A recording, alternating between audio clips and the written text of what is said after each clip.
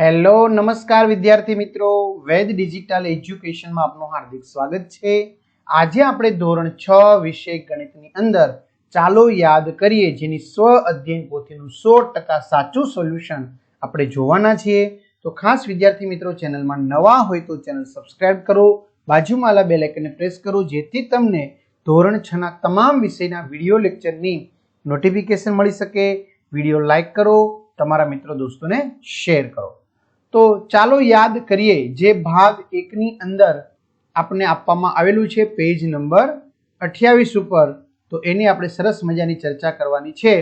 તો અહીંયા આપણે દરેક અંકની સ્થાન કિંમત છે એ જણાવવાની છે, એકમ, દશક, સો, હજાર, 10,000। તો ચાલો મહાવરો લઈએ। નીચે આપેલી સંખ્યાઓના દરેક અંકની સ્થાન કિંમત જણાવો। તો 83,468, તો 83,468। તો 8 ની કિંમત 80,000, 3 ની કિંમત 3,000, 4 ની કિંમત 400, 6 ની કિંમત 60, 8 ની કિંમત 8।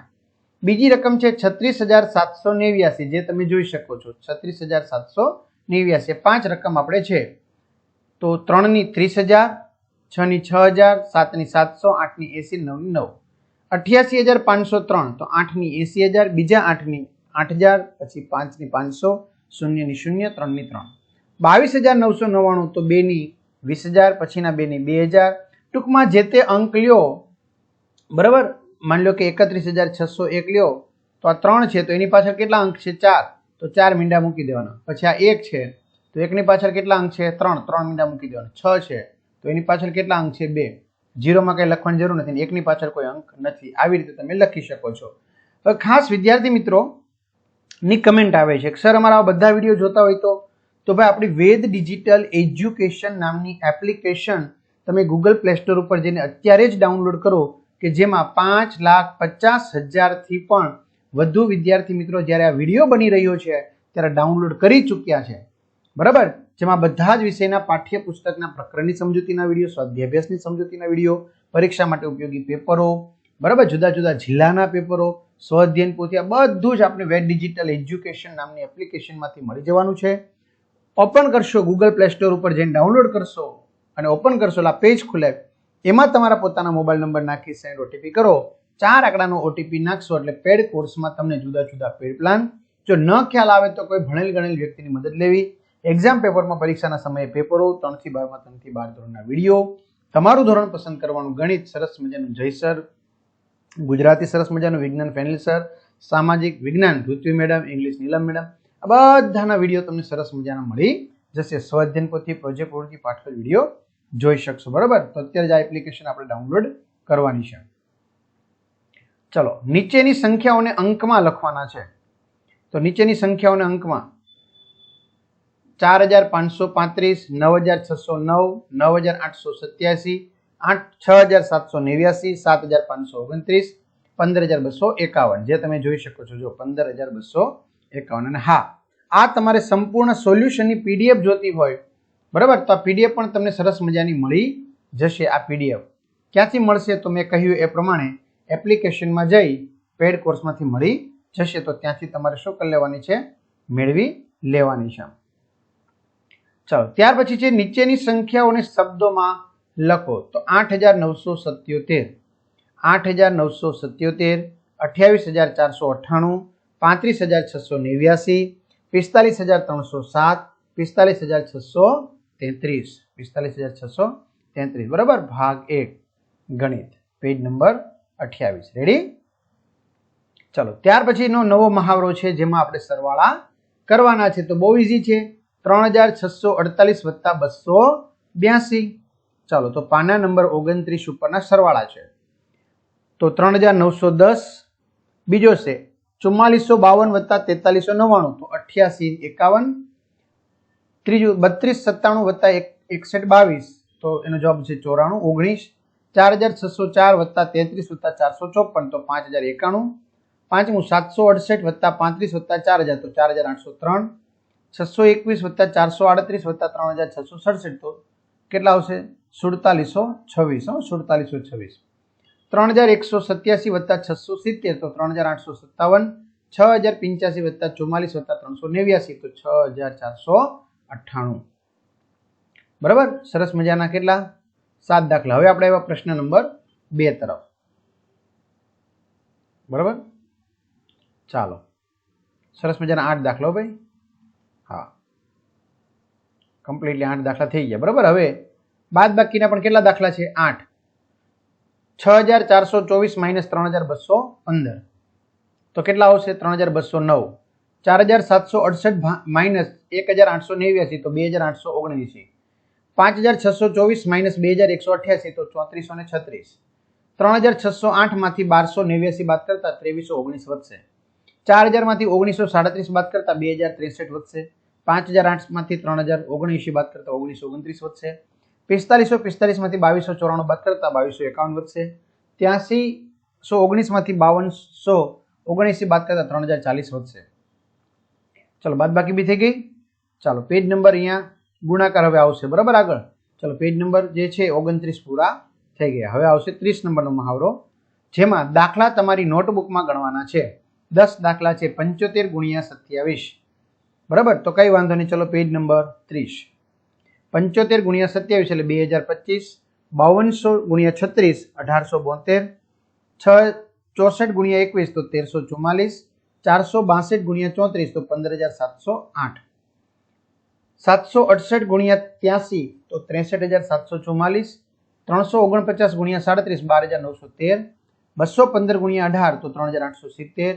348 ગુણ્યા 24 તો 8352.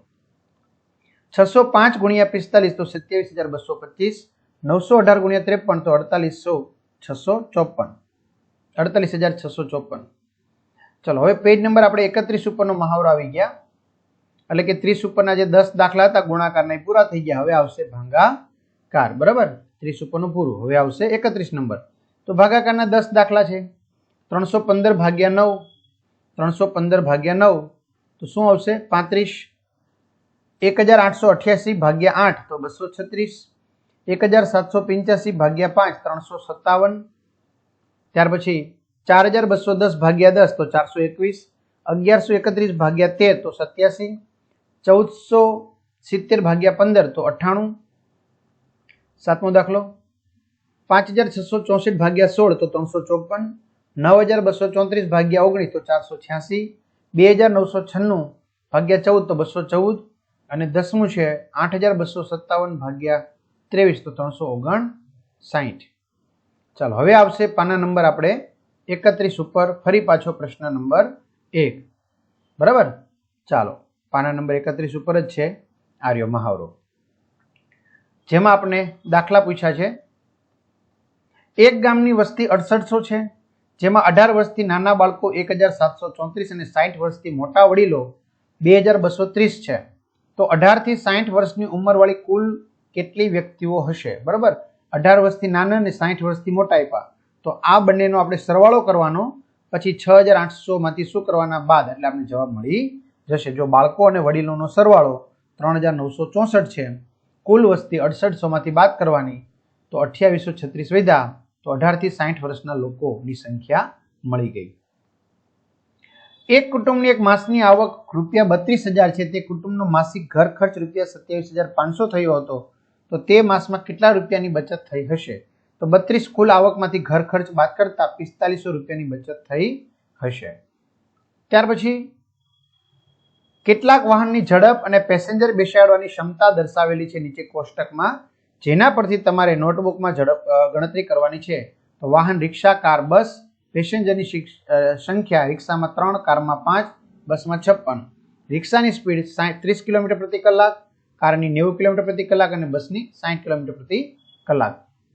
તો ચાલો પ્રશ્ન છે, એક કાર 2 કલાકમાં કેટલું અંતર કાપશે? રોજના 2 ફેરા લેકે એક અઠવાડિયામાં કેટલા પેસેન્જરનું વહન કરી શકશે? તો એક કાર 2 કલાકમાં 90 ગુણ્યા 2 180 કિલોમીટરનું અંતર કાપશે.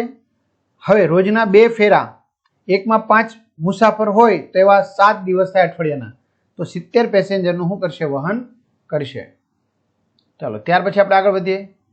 15 કિલોમીટરના એક રૂટ પર રિક્ષાને પહોંચતા કેટલો સમય લાગશે? તો રિક્ષાને 1 કલાકમાં 30 કિલોમીટર, તો 15 કિલોમીટર માટે 30 મિનિટ એટલે કે અડધો કલાક થશે.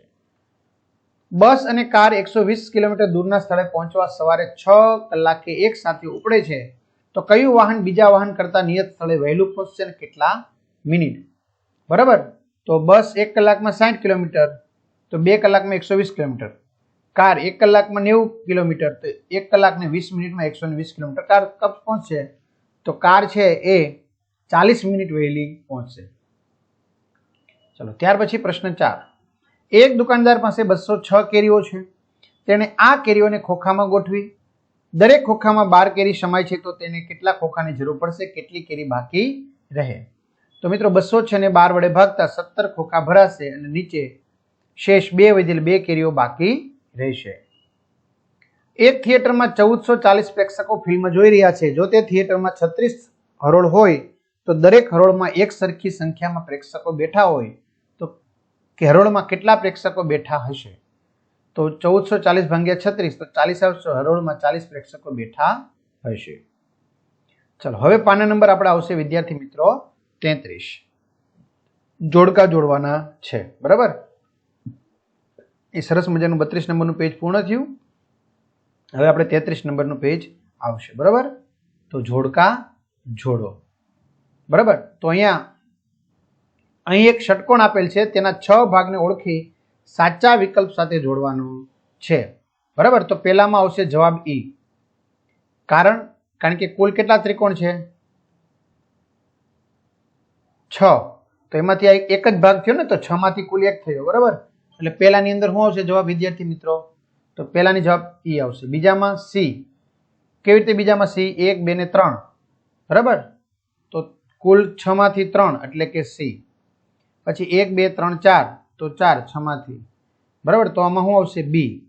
આમાં 5 6 માંથી. તો આમાં શું જવાબ આવશે? 5 માંથી ડી. અને આમાં એ. રેડી? લ્યો હાલો, ઈઝી, પૂરું થઈ ગયું. આગળ વધીએ 33 નંબરનું. હવે આપણે આવશે 34 નંબરનું. મહાવરો માગ્યા મુજબ પૂર્ણાંક લખવાના છે. બરાબર. ચાલો 34 નંબરનું પેજ. 1/3 સમ અપૂર્ણાંક દર્શાવવાના છે. આમાં માગ્યા મુજબ અપૂર્ણાંક લખવાના છે. તો કેટલા ભાગ છે? 1 2 3 4 5 6 7 8 9 10 11 12. તો 12 ભાગમાંથી 1 ભાગ, 12 ભાગમાંથી 1 ભાગ, 12 ભાગમાંથી 1 ભાગ, 12 ભાગમાંથી 1 ભાગ. બરાબર. આવી રીતે તમારે લખી નાખવાનું છે, જે આપણે લખ્યું છે. જો 1/12 બધામાં. પછી શું કરવાનું છે?